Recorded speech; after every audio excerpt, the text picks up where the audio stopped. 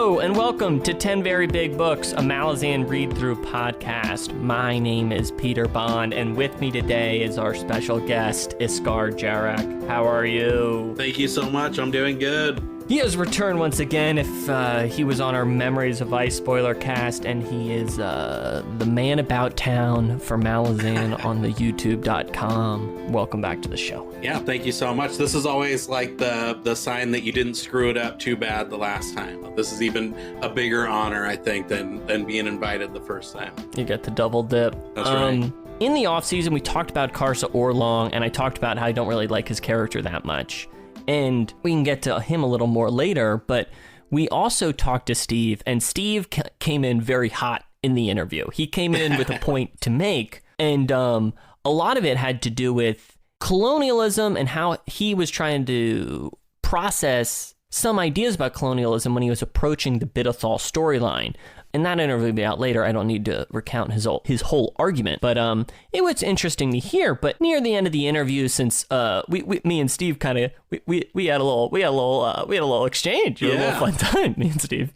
And we had turned off the mics, and then we were just catching up about other stuff and how everyone was doing before we left. And I told Steve that ultimately I think I'm a bit more of a moral scold than he is. And although sometimes I think I disagree with some of the things he writes in his book, I just think that's a separate thing, because to me, these books are certainly not in the moral scolding business, Oh, yeah. Like, there's obviously things the books are portraying as bad and don't, are very ungenerous to. Yeah. But I would never even say they're scolding those things, Sure. It's a very removed angle to approach some of these things. And Witness. I think for me, sometimes I told Steve, being so removed about some such severe things leaves me feeling very conflicted, which I think is a perfectly fine feeling to feel when reading a book, So I'm not even that worked up that he's making me feel conflicted or anything. Right. But I just think it's, I don't know. I guess that's all to say. I really wish the rebellion would have won. I guess that's what I want to say. Ouch, yeah. I don't know. So I guess welcome to the show. That was how I was going to frame it. It made more sense at the start of my sentence. I love it. Oh. So, what do you make of House of Chains? Let's start there. Yeah, House of Chains, honestly, I was going back through, because you guys are actually ahead of me by about a book now, because I'm still going through Memories of Ice on my videos. And so I had to go back and do homework, and I had like two major reactions, because I'm kind of in your camp. I'm not a huge Karsa Orlong fan. It's weird because I don't like the Karsa Orlong character necessarily as a person. Like, there's people out there who are like ride or die Karsa Orlong, and there's actually sure. ride or die Calor people, you know what I mean? And like, I don't like him like that, where I'm just like, dude, I'm such a go Karsa type character, but I do like his arc, because I think that there's a whole social commentary going on with Karsa's arc, and kind of, I feel like I grew up with people like Karsa, or I know people like Karsa who are, and I watched another podcast that talked about certainty, and I thought that was a perfect theme to talk about, because he kind of comes out of his village and tribe with so much certainty, and he has his like grandpa, and I think that whole dynamic between his dad and his grandpa and him, and the living up to the legacy kind of element, and having that also be kind of a House of Cards stuff too. But and you see that kind of over time get chipped away at, basically, where that young 18-year-old or however old he is at the beginning, Karsa has just such a dead set 100% knows exactly who he is and what he's doing view of the world, and he goes out and does all this stuff, and that just erodes pretty dramatically over time, and especially throughout the remainder of the books. He never becomes like this great guy and he's this awesome, amazing person that everybody wants to go out and give a high five to, but he does undergo a pretty tremendous change. And so I never find myself going, yeah, this guy's awesome and I want to go hug this guy kind of thing. But I do think he has a pretty incredible arc as a character. So let's just get into the Karsa of it all, because it's so funny. We're releasing this episode the same day we're releasing a great I actually think it's one of our worst episodes, but that's a whole side point. But we read Steve's Problem of Karsa Orlong essay, and we like tried to talk about it, you know? And in it, I kind of talked about why I don't really like the character that much, and part of it is I just like can never really get on board with having fun with him, because I think some of the pleasure is like, and then he kills the Daragoth. He's like a cool, you know, it's like we're supposed to revel in how badass he is. Right. Is something we're asked to do a lot in the books, you know. Which Karsa's a badass. I mean, there's that. Yeah, no, he definitely, and I even can see that I do. You know, sometimes he says really cool things. Yeah. You know, I'm not gonna lie. You know, but. What I was going to say is I really agree with you. I actually was really into Karsa and the part of the reason I'm so keen to talk now is because we were only talking about Karsa in the realm of the fourth book, which I think obviously is his book in some ways. Yeah. But also, I like Karsa much more once Samar Dev is introduced, because I think she is such an important foil, and pretty much everything she says I'm way more on board with, and every time she's trying to cut Karsa down to size, in my mind she's almost always right, you know? 100%. But anyway, and so it was kind of aggravating to continue to have that not aggravating, but I wish I could talk about Samar Dev or some of the stuff in Toll the Hounds when we're talking about Karsa and my feelings on him, since I don't know, it's like I'm only talking about a piece of the pie, you know? Yeah, you have to be mad, cagey, and holding back. And I could even see that just in your regular House of Chains podcast episodes, because, you know, you're like, oh, that's interesting. Or when they like mention Traveler, right? And you can't say anything like that. But I think, you know, Samar Dev, too, and that's the huge part of that's like one of the best relationships. Honestly, I love that because they leave it till the very end. You know, I mean, by the time they actually get down to business, they have, you know, they didn't do that at the very beginning. They know each other. They've traveled together. She knows his good qualities, his bad qualities, their terrible qualities. They kind of have a much deeper bond before they ever go. So to me, that feels like such a really real and awesome and good, like that's how a real relationship actually is. You know what I mean? Like that felt real. I agree. Samar Dev like sees through his persona and bluster. You know? 100%. And she's not fooled by it, and it's awesome. You know, and she takes him down. Like that's what you need, and especially a character like that with an ego like that. You know, it's like they need that kind of that grounding force. And she's like, yeah, I'm not impressed. She's like, you're full of, you're totally the bluster. And I think that's why I've really I actually enjoy Karsa in those parts of the book, but I never really buy, and I still haven't, his character change within House of Chains, which is such like an important part of this book. So I think that's what always like gummed me up on fully getting into the Karsa train.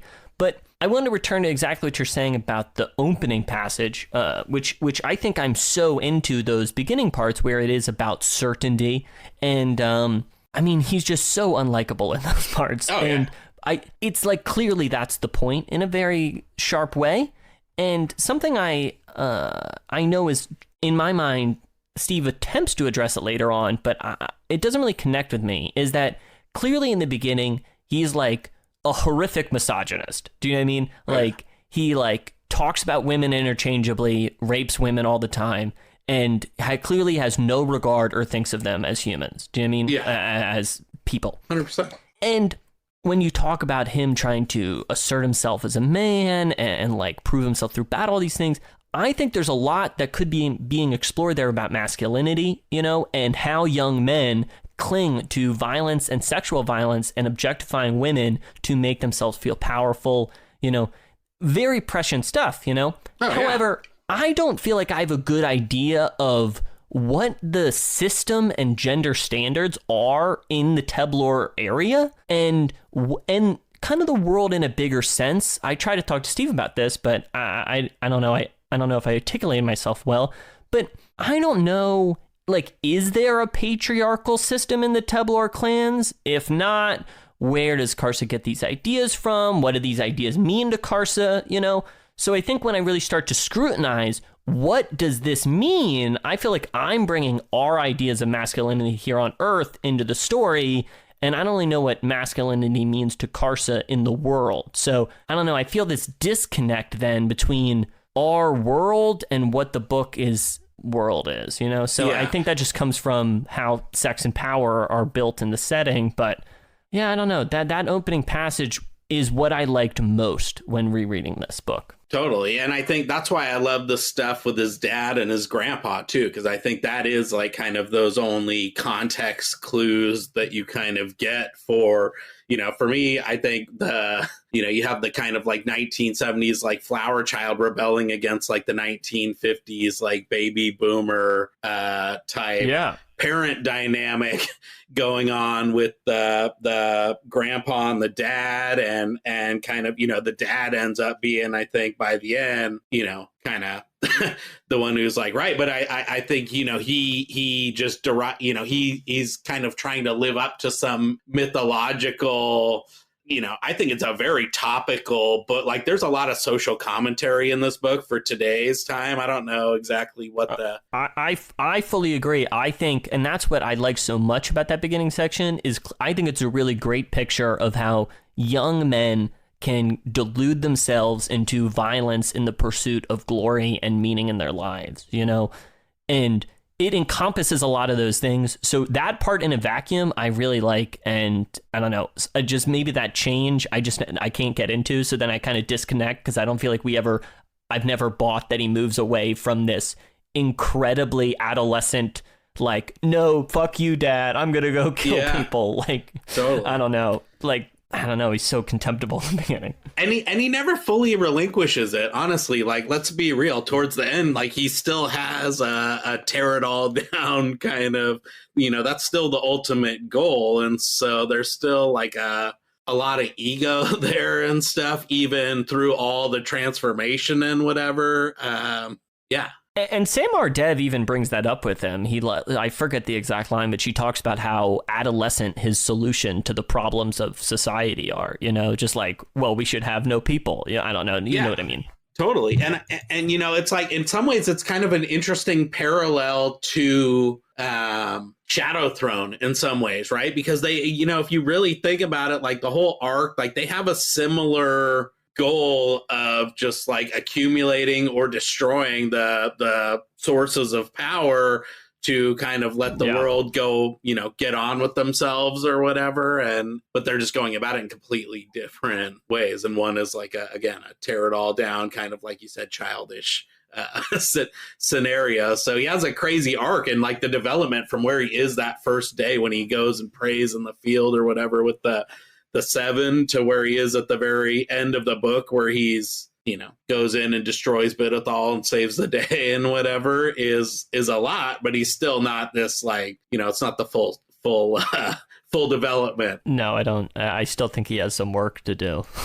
Right. There you go. So what else is something that stood out to you when you reread it, or when you were looking back on House of Chains? There is so much that happens. It's definitely the Karsa book. So like, and I think it's right that he was the first quote unquote book, you know, group of chapters or whatever. That was Karsa's story. I think it's interesting how, you know, you're reading through the first like couple hundred pages as a total first timer. You know, and he's talking about the children and stuff, and like you are not realizing that the children are like the regular people. So that part was really cool. But I think beyond just the whole Karsa arc is like, for me, you kind of associate book 6 with the Bone Hunters, but there was a lot of Bone Hunter stuff. In this one, stuff. You know, and this is kind of like, for me, I love the Bone Hunters because I feel like, you know, in Gardens of the Moon, you get dropped in with the Bridge Burners, and those are, you know, if you look at the merch and stuff, like people have Bridge Burner stickers and people have like first in, last out tattoos and stuff, you know what I mean? So they're legendary, and you get dropped in, and they're, mythological. But we're like kind of watching the formation of our bridge. This is kind of like our bridge burners. Like if this is a meta book, and we're supposed to be the ones, opening up these bloodstained pages and whatever, then like these are our bridge burners that we're like kind of watching the forging of, whereas we're dropping in way late to the game with the bridge burners. And that part was badass, because you kind of I don't know, thinking back on the whole 10 book arc, you think like book 6 is the Bone Hunter book, but really like a deliciously nice Bone Hunter chunk happens here. And actually, this is where the Bone Hunters come from, is actually book 4. You're dead on. And Steve actually said something similar about how he really wanted to take a army from beginning to end, and he knew it kind of had to start in book 4, And furthermore, I think the Bone Hunters thing, also quick side note, Bottle, literally, yeah. My mind completely forgot, literally thought he was a character that started in the Bone Hunters, did not know he was in this book, and then I came back and I was like, oh my god, Bottle's in this book, and then all the aerosol stuff was in this book too. I was like, I didn't know this was foreshadowed.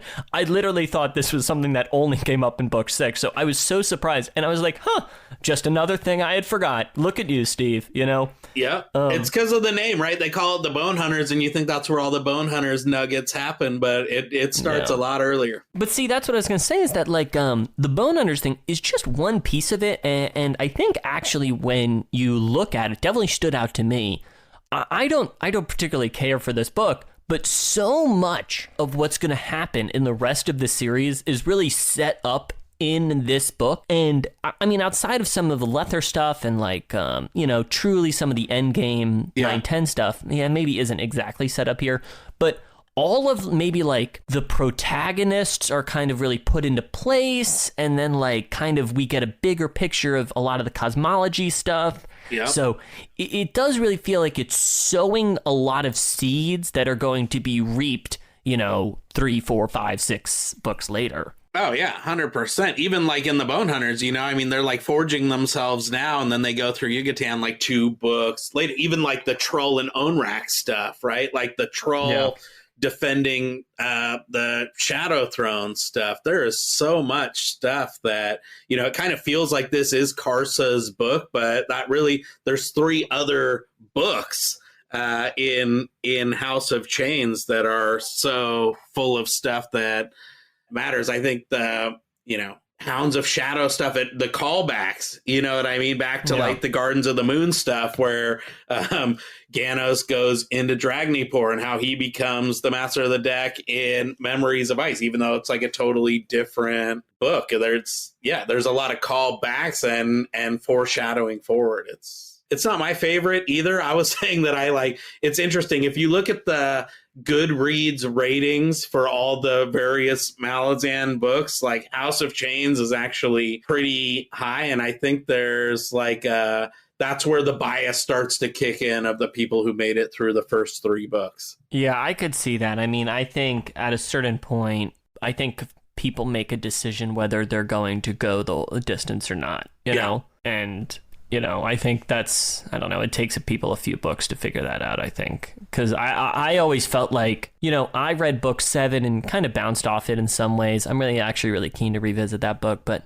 I had come that far. Do you mean, like, I was going to read the other 3 books, I guess book 7 could have been like really, I don't know, it would have had to get really, really bad for me to stop. I was pretty bought in. Right. So, although Dust of Dreams gets bagged on pretty hard too, but this one also foreshadows stuff that's like not even happened yet. So like when, he rapes those first couple of, the war chiefs, wife or whatever, that's going to be, they show up, I guess, at the end of Toll the Hounds or whatever, but that's going to be, if you've read the prologue, because I think he posted that for the God is Not Willing. I think that's them. And then, there's just all those people who were left in the wake. So. And I'm actually really interested in learning, because I think their presence in Toll the, because like, I think there'd be an argument to be made. And I think that this argument could be made about the Karsa killing Bidethal thing, that these are supposed to be answers or showing how Karsa's coming to terms with his past of sexual violence and misogyny, But as I said, I don't really feel like I have a good context for what that sexual violence and misogyny really means to him or to the world.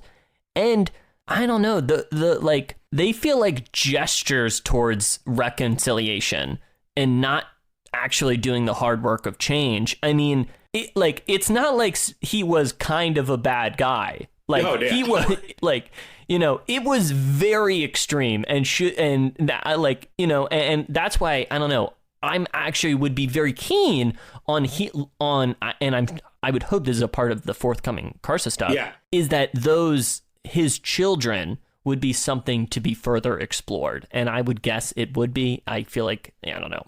That's my suspicion, at least. Yeah, definitely. I don't feel like there was any resolution to that piece at all. I feel like that was more of like a holy shit moment, like where that was the very, very beginning of the process kind of for him to come to, because I feel like that was never a part of his character arc, was like, oh my God, and I also like did this really terrible stuff to women. You know what I mean? Like that wasn't a part of it. It was more just like he saw more of the machinations of the world, and obviously it wasn't as kind of like black and white as what he originally thought it was. But yeah, I love the idea of not having him in the first books too, because for me that's like the bigger thing. It's like, let's look at that freaking trail of carnage that he left and what that did, and like they're gonna try and make him not, instead of one of the 7, he's gonna be one of the 8 now, and you have like Ublalapun, and he's gonna have raise his army and come and be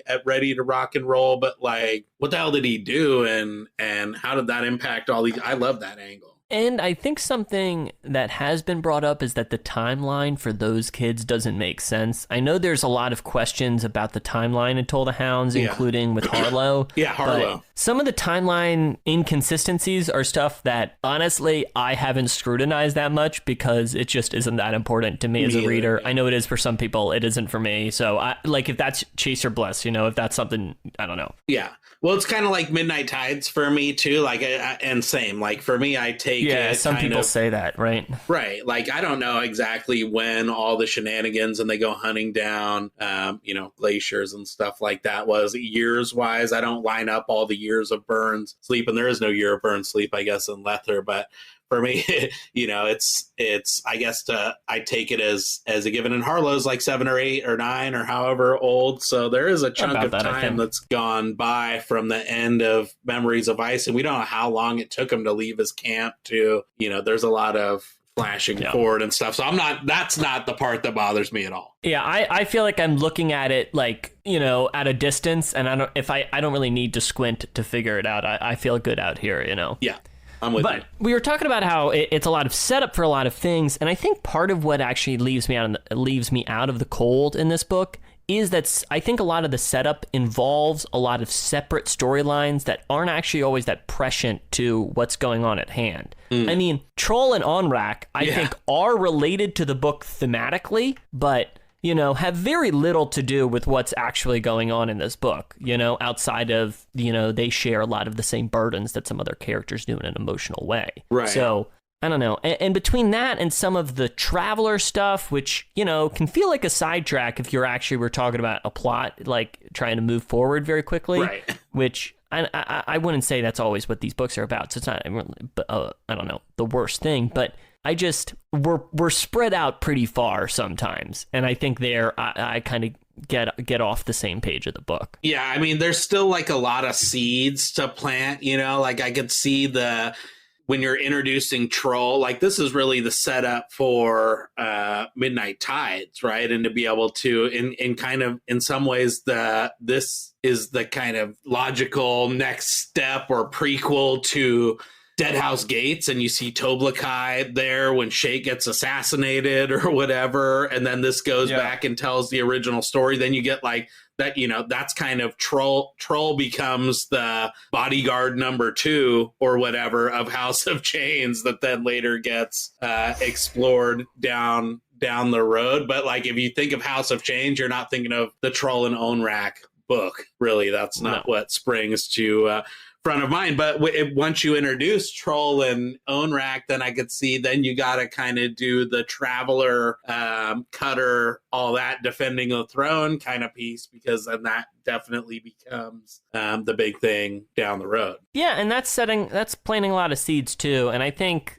that's how I would put it, is that sometimes I think this book spends more time planting seeds Yeah. than like telling a single story that resonates with me, you know? And I don't know. I think that's where it loses me. I think it tries to tell a single story. I just never really get that on board with it, you know? Yeah, and there's a couple of threads, it's weird because like a lot of threads spiral out from House of Chains, but there is like an attempt to kind of bring some together too. And there's that weird kind of, it feels like a conflict sometimes. No, it's true. And Steve made this point, which is obviously true, that and some people will call either this book or the end of book 5 kind of the end of the setup books, you know? I don't know. This is definitely the end of a first cycle, if you will. Yeah. I don't know. But I also could see drawing it at the end of 5 after you've introduced Lether, you know? That's kind of how I feel. I feel like, 1 is 1. And that was like he said before he even knew he was going to have other books or be able to go to 10 books. But then you have like Dead House Gates, and then you have like House of Chains, which goes back and explores some of the beginnings of that and then sets the stage for the future. And then you have like the Memories of Ice stuff, and Midnight Tides is where you go back and explore the beginnings of some of the seeds laid in House of Chains. And then it kind of starts to somewhat thread together until you get to Dust of Dreams. Yeah, I feel like in Bone Hunters is when you really start to get what the plot is. And then I feel like at the end of Bone Hunters, you're like, okay, I get it. I get what we're doing.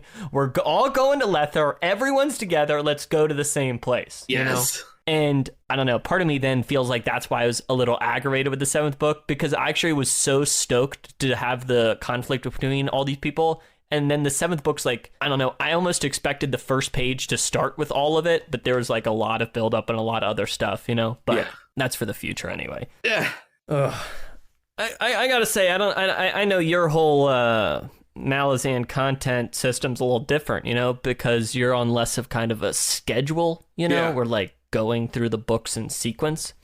And going into this book, I was like, I don't really know what to do, because I kind of knew I wasn't that into this book, you know, and here we were going to talk about it for a while. And, you know, I don't know. I don't have that much to say besides that, you know, I like it less than some of the other books, you know, but it makes me very keen to move on to book 5, a book I like quite a lot. And I don't know, it's kind of interesting to have to go through in sequence, you know? Yeah. No, I like going through for me, this is one of my lower rated. I hate to rate the books. I even read the books on the Kindle. I read them all 10 as one kind of. Yeah, I think you said because they have one of those big super PDFs. Anthology, things, right? things. Yeah. And it's, which I paid for, Steve. I did. But, you know, I read them all as one big giant book, but this one is one of my lower rated. But I do like and I loved going through Dead House Gates again, because I think,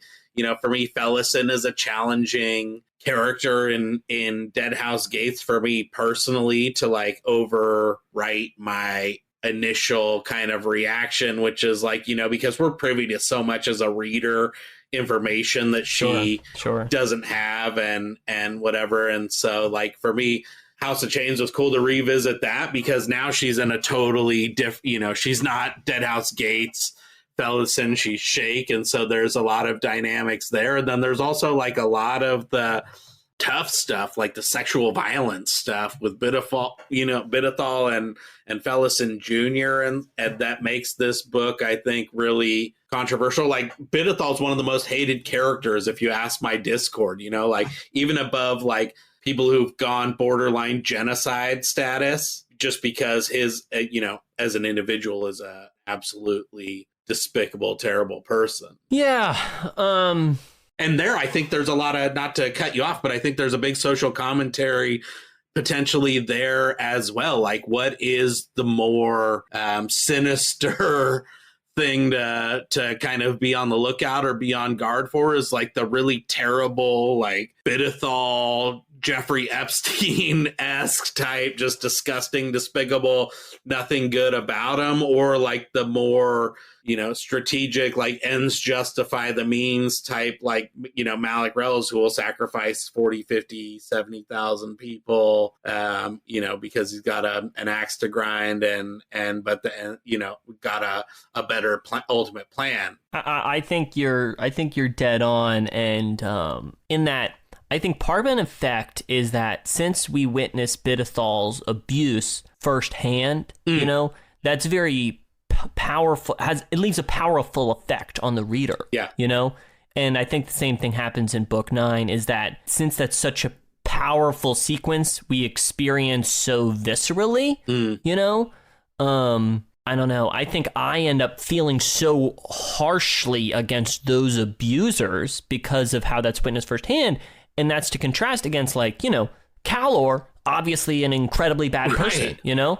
And, you know, I don't know how to do moral ethics math to determine who's worse. I don't know if that's a game you even get into. They're both bad. But my point is, I guess, Calor, at least, I would say we're almost removed from a lot of the bad stuff he does. And we kind of actually spend most of time with him in a kind of like, in this kind of more elderly, dejected, weird phase of his life, as opposed to when we are led to believe he was like the worst dictator and slaves and all, you know, just all this horrific stuff.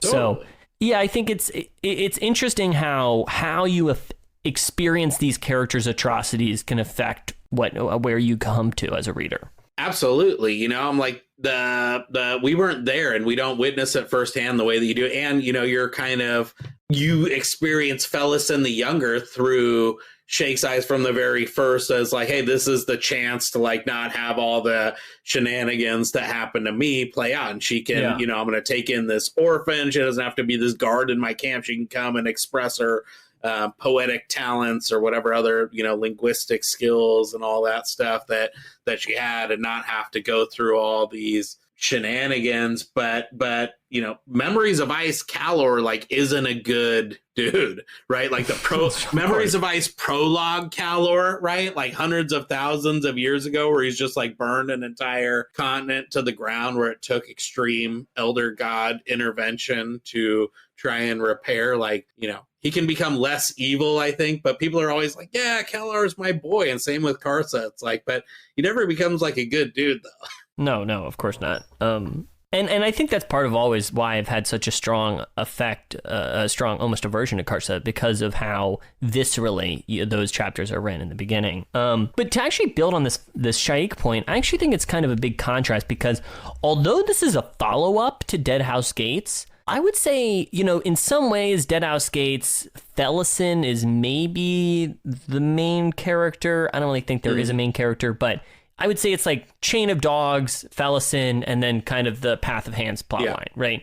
But I feel like people talk about Fellison. I feel like if they talk about Deadhouse Gates, they talk about Fellison or they talk about the Chain of Dogs. They're the two things people talk about. And I think it's because Fellison takes up a lot of the emotional space, and she goes on a very big journey in that book. And she's very... I don't know. For some people, she's a challenging character, you know? And I think when I first read House of Chains, maybe I was disappointed that you don't return to Fellison and she continues to be a primary character, you know? You return to Shaik, and Shaik's a very different type of character in the story. And I don't know. I actually don't think I actually end up feeling like I really like that decision, and I think it's a really interesting choice and an interesting way Steve handled the story. I agree with you, and I think it's just part of the kind of empathy and what he's trying to show us is that there is a lot of pain and stuff out there, and you never get. She's become a new person, right? And you never get that happy ending where let me, buy this and take it for good and get past and whatever. And it's like it, and you see that dichotomy all the way up to that point, right? Like she's got an internal monologue that's totally different than what she's putting out to the rest of the world. And then you pick up in House of Chains and it's like that part's gone. It's like one side of that, if you have like the angel and the devil on your shoulder, it's like one side has clearly kind of won. And I think that's a commentary, honestly, on like all the religious stuff throughout the whole books too. It's like if you look at the whole religions and the fact that the crippled god like really exploits like a lot of the corrupt religions and figureheads in these I don't know, whatever it is, the pantheon of ascendants and whatnot. Sure. And this is part of that, right? Like this is a broken one. And if you track this back to all the stuff with Onrak, right? And and where the whirlwind comes from, it's the same kind of deal that we see throughout the whole rest of the series. Yeah, I think I love Toll the Hound, and I think Toll the Hound has religion on its mind, you know? And I think I would like to ask Steve about his relationship to faith, because I would say faith is a part of the books, but I think almost more than faith is a part of the books, talking about the structures of religion and how organized religion affects people's lives is a bigger part of the book than what faith and belief means. I don't know. It's something I've really been reading for because I think it's I don't know. I think about that with a character like Hiborik, who does feel like a spiritual man who has faith, you know, and that's a part of who he is, you know. So I'm keen to talk to Steve about that one day, but, you know, I don't know. It's not the biggest thing in House of Chains, so we had a lot to talk about besides that. So yeah, exactly. And then the final thing I maybe wanted to touch on was, you know, I talked about how aggravating it was to talk about Karsa without being able to talk about the big picture. And I had a similar experience talking about Tavor, you know, who we essentially know nothing. The reader knows nothing about her in this book. Or you know? Either that or they hate her.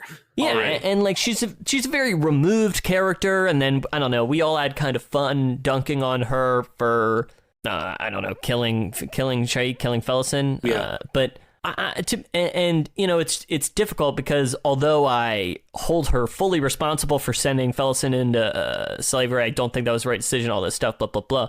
But I ultimately feel very good about her character, and I'm very pro Tavor, but it's like hard to talk about it since, I don't know, we've only met her in like the, I don't know, 12 chapters she's in House of Chains, do you know what I mean? And yeah. I feel like you learn a lot more about her, and I don't know, I actually feel like you only really get to learn know until more then.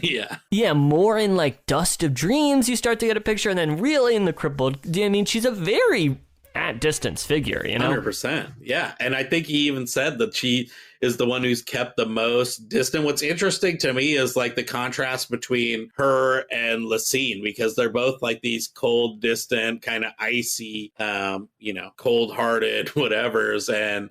But, you know, by the end, we come around on Tavor because even though she did all this stuff to her sister and that never panned out, like she did have, you know, all this, she's like arguably the one who symbolizes the empathy and the compassion of the book the most, right? Because she took all this stuff on, but we don't have that same kind of thing for Lacine, who was like arguably trying to do the same stuff and just she screwed it up, right? And didn't actually achieve and alienated all of her people, but she had a ends justify the means type of argument to what she was thinking too. I think it's an interesting contrast you're drawing. I think it's a little different because I think Lacine is ultimately bearing a lot as a leader and as a woman for her own ego and her own pursuit of expansion and herself, you know? And I think Tavor as a person is much more like she is so burdened and she is so weighed down by all these decisions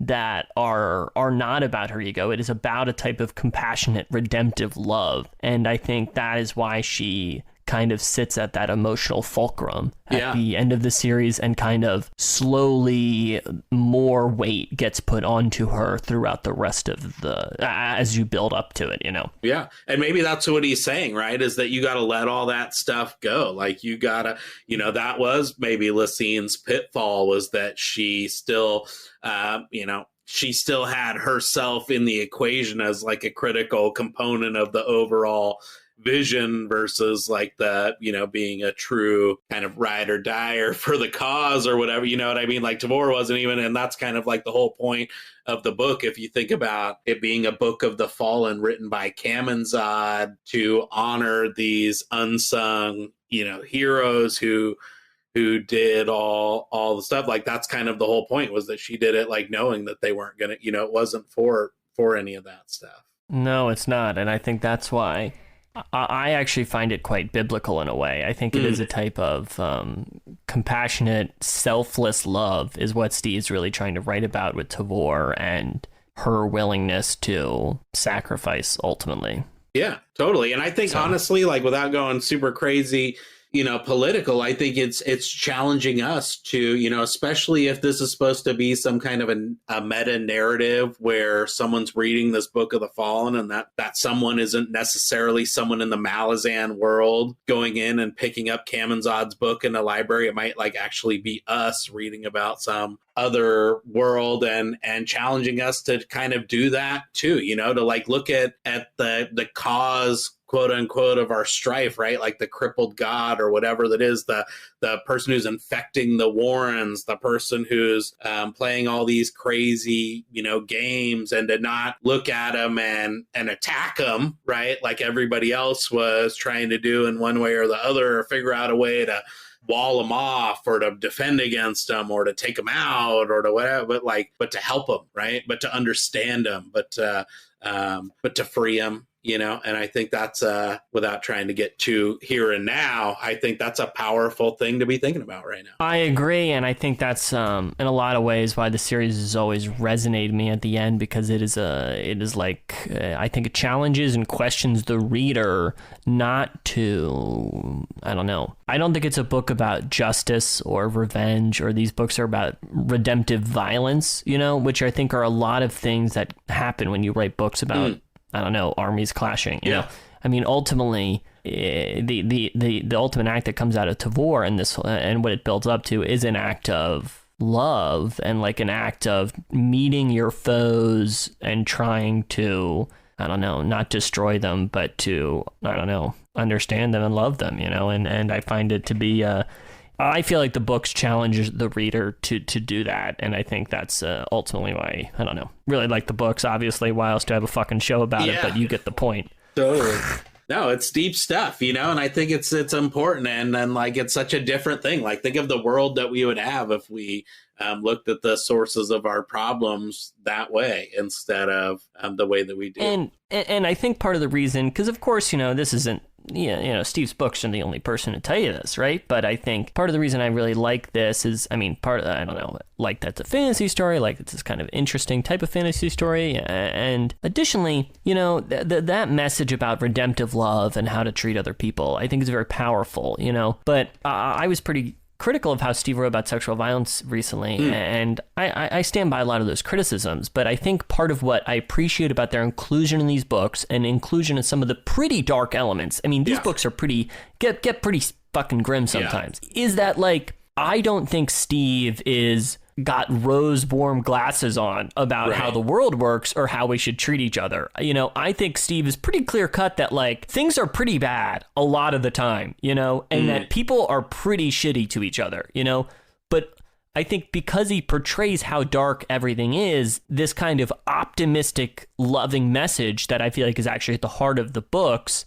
I think resonates more with me because I don't think he's playing coy with some of the darker parts of humanity. Yeah, no, and I think that's what makes the hopeful parts, like, it's uncomfortable, honestly, because I think, and we talked about that, and I know this isn't part of this book, but we did the whole, Hatan thing, and we read the essay and talked about that in the Discord and stuff, and like that stuff is terrible and controversial, and like even the most like ride or die, Erickson fans have issues with reading that and with the way that that's portrayed. And like for me, the way, I'm kind of in the camp of like, dude, that stuff happens, and like there's terrible stuff happening, and not, I think that's what makes the empathy and the compassion that people have in the face of that stuff powerful, is because like it's a terrible world, and it's easy to be cynical and to get angry or whatever. Yeah. I agree. It's easy to be cynical, and I actually don't know how cynical these books are. I think they can be cynical about some things, but I don't think they're cynical about humanity, maybe. I don't know. No, I think he's trying to take a very real look. Honestly, I think he's trying to say like, dude, this stuff, I think he's not putting a judgment on it. I think he's saying like, this stuff is here. What do we do about it? How do how do we respond? I love that essay. If you go back and read the Dust of Dreams response about the snake and how, you know, the struggles of the refugee train and all of that stuff, and just, you know, how people were like, why are we learning something new, and why are, you know, we focusing on these people who, you know, let's just get on with the kind of conclusion of what happened with the bone hunters and things like that. I think is on point, because he's asking us to continue to challenge ourselves and to really like hold ourselves accountable. And I think that is a great way, as I opened by saying, I think I'm a bit more of a moral scold than Steve is. Great way to loop it around. You know, it was all planned from my poorly thought out opening. Is I agree. I think the books are often not that judgmental. I do think sometimes Steve has a habit of offering answers or wisdom or, I don't know, Steve's thoughts. You know, that's definitely something in the book. Yeah. But, and those things always resonate less with me. And I actually always like it more than when we're talking about these things. And I think the book is posing questions and pressing you on, what do you think? How do you feel about these things? You know, so, And I think the book does that a fair amount. So I think those always resonate with me a good deal. But you're going to say anything, or are we good? No, I was just going to say, it always gets me introspecting, and that's what I like about it. It's like you can be told the story or you can live the story. And so for me, that's why I keep coming back. That's exactly right. Well, listen, it was a great time talking House of Chains. I mean, once again, I don't know. I have no memory of what we talked about in the Memories of Ice Spoilercast, so maybe that one was more focused. We were, I would say, quasi-focused. I don't know. We at least got to talk about several things. It's hard to talk about this sometimes. The Spoilercast is fun because we can go wherever we want. That's exactly right. It's free roaming. So I have a quick thing to announce, but first I wanted to say, email us at 10 Very Big Books, for 10 Very Big Books on Twitter, blah, blah, blah. You know, we're on Discord, blah, blah, blah. Leave us a review, tell a friend, you get it, blah, blah. So anyway, what I was going to say is, this summer we started a Patreon, and it's allowed us to cover some more extra things on the show, and those bonus episodes are out there, and then some of them are made public. Me and Josh read beginning of all the Gardens of the Moon epigraphs. We've been talking about them, and we're going to start the Dead House Gate ones, I think, in late October, early November, something like that. Furthermore, I'm excited. Me and Iskar here are going to talk through the Esselmont books as a series of podcasts, and I'm very keen. The two of us are going to hang out, you know, talk about Esselmont. It'll be a good little time. And we're going to start with Night of Knives in December, and then probably proceed through the series, about going through one every about 2 or 3 months or so. Probably closer to 3, but you can check, and we'll tweet and let people know where we are with it. And I think our goal for the series, what we've been talking about, is probably to try and contextualize these books in terms of the whole series, but then talk about what these books actually mean on their own as their separate thing, and how we feel about them going through them again. Iskar's read through all 6 of them. I've actually only read through the first 3, and I'm sure that's something we will discuss on the show, but you can look for that in December. So, thank you so much for coming on again, Iskar. It was a pleasure. Oh my gosh, thank you so much for having me back. It's always a blast to be able to nerd out on the books. Even though House of Chains isn't my favorite, there's some juicy nuggets to talk about, so it was a lot of fun. Plenty of nugs. All right, everybody, it was a good conversation. Let us know what you think. See ya.